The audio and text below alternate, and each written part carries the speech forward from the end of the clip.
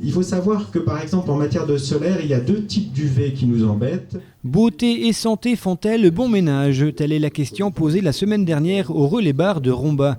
Pourquoi dans ce lieu et de quoi s'agit-il? Vous me direz, d'un café des techniques organisé par le lycée Julie Daubier et le CNAM, le Centre national des arts et métiers, établissement d'enseignement supérieur destiné aux professionnels. Le Café des Techniques, c'est une initiative qu'on a prise il y a maintenant 2-3 ans au niveau du CNAM Lorraine. C'est pas qu'en Lorraine, hein, mais notamment au niveau du CNAM Lorraine. C'est l'idée sur laquelle on ouvre comme ça des lieux où on fait débat sur des questions de science ou de technique. Donc aujourd'hui, il y avait les aspects sur la cosmétologie, sur la dermatologie. Voilà, c'est un exemple. La cosmétologie, voilà donc le thème abordé dans cette rencontre. Une centaine de lycéens étaient réunis autour de pharmaciens, d'ingénieurs et de dermatologues pour débattre de ce sujet. C'est la première fois qu'un café des techniques est proposé à des lycéens. L'idée m'a paru intéressante et entre autres pour montrer aux lycéens que la culture est partout et même dans les cafés.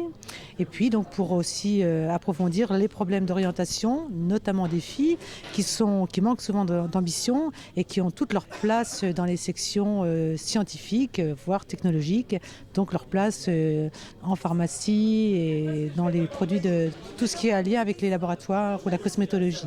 De quoi sont composés les produits cosmétiques? Quels sont les dangers pour notre société? Quels sont les effets à long terme? Autant de questions abordées au cours de ce débat. Alors, beauté et santé font-elles bon ménage? Élément de réponse avec Jacques Ayot. Actuellement, la cosmétique et la santé peuvent, quand c'est utilisé à bon escient, faire très bon ménage. Oui. Est-ce qu'aujourd'hui on peut se passer de cosmétiques justement? À mon avis, non.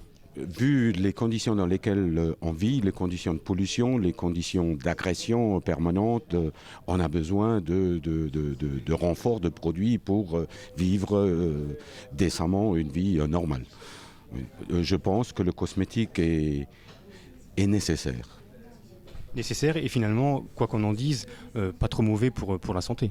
Oui, il faut savoir faire la part des choses. Parmi les gens qui critiquent les cosmétiques et leurs constituants, il y a surtout un effet, je pense, chercher le scoop et on ne s'intéresse pas vraiment à la composition. Et je peux vous affirmer, vous avez entendu le dermatologue qui vous a dit, les produits sont bien légiférés, sont bien encadrés, il n'y a pas de mauvais produits sur le marché, au contraire.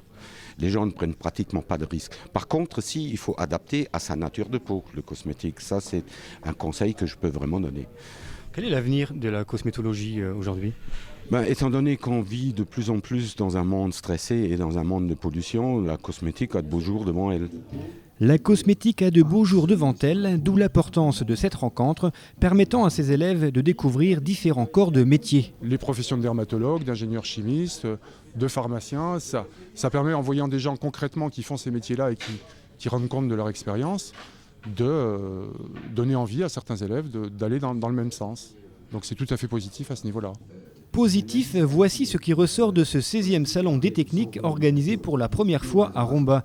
Le café, généralement destiné à toute autre chose, a démontré ce jour-là sa capacité d'adaptation, une idée et un concept à développer. Et ce que j'aimerais surtout, c'est que ça ne soit pas une dernière et qu'on puisse organiser le même genre d'animation avec des philosophes, avec un café philosophique, un café littéraire, un café des techniques et qu'on puisse inviter des intervenants sur une organisation qui n'est pas trop difficile à mettre en œuvre et toujours avec l'idée d'ouvrir le lycée sur le monde extérieur et qu'on ne soit pas seulement avec des lycéens mais des personnes à part entière et qui se préparent à être responsables et autonomes.